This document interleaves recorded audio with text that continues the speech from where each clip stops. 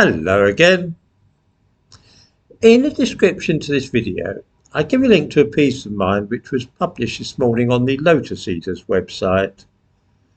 I've spoken before of the strange modern idea that our strength as a society lies in diversity rather than unity. Until 20 or 30 years ago, nobody in Britain would have fallen for such a mad idea. We all knew that our strength lay in our unity rather than our diversity.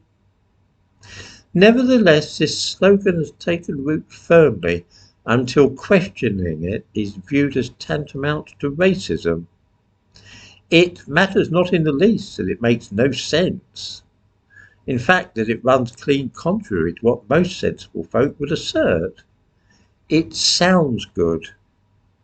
And that is enough in this modern world of ours for the thing to be a success. Nobody needs to understand it or to be able to explain why diversity might be a strength. It is quite enough that it sounds progressive and anti-racist.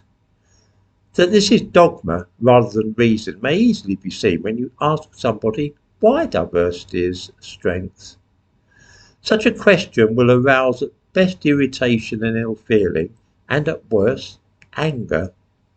Presumably, this is how those handing around the cyanide-laced Kool-Aid felt during the awful mass suicide at Jonestown in Guyana in 1978. What do you mean, why should you drink it?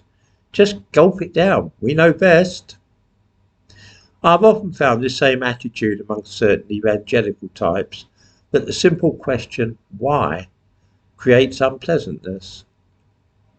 Anyway, as I say, I give a link to the article, and in it I explore this idea in a little more detail with reference to recent historical instances where diversity spelt ruin and downfall for the nation which embraced it, whereas strength lay in unity.